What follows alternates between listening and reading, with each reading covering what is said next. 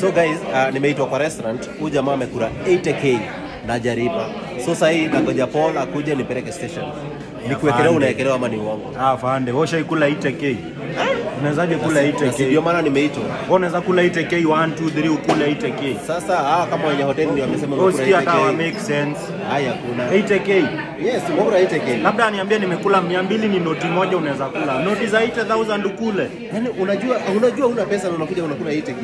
Seriously? Mimi nimekula chakula, sijakula 80k. So huyu jamaa anampeleka ndani. Twende station. No. Haina shida. So guys, niko huku hivi, nimeitwa kuna vurugu. Angalia huyu ndio nimeitwa nimshike Mr. Zing. Amesema shida ni nywele. Shida ni nywele.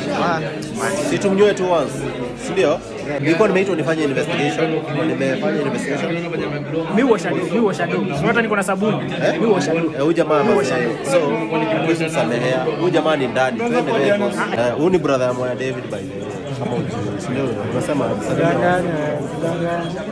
so nataka nipeleke station na goja Paul nipeleke station, si ndio?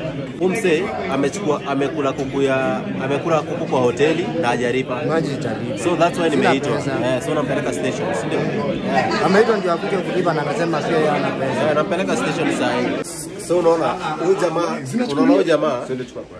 huyu jamaa nimeitwa mahali. Huyu jamaa alikuwa ameibaize. So sasa hii nampeleka station sababu amepata kulipa. Alikuwa supermarket by the way.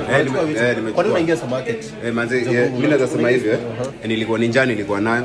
So juu nimekosa food, niko na nichukue detergent So sasa hizi ndio naenda kunywa kama yogurt. Hizi naenda kuuza kule unaona makibanda nampelekea. Hizi za kuosha vyombo, kuna za kuosha vyombo hapa. Kuna za kuosha nini? So napelekea mama nini pale kibandasi alafu anipe food manze. Sawa. So huyu jamaa tunaenda ndani sasa hivi. Twende bana. Twende.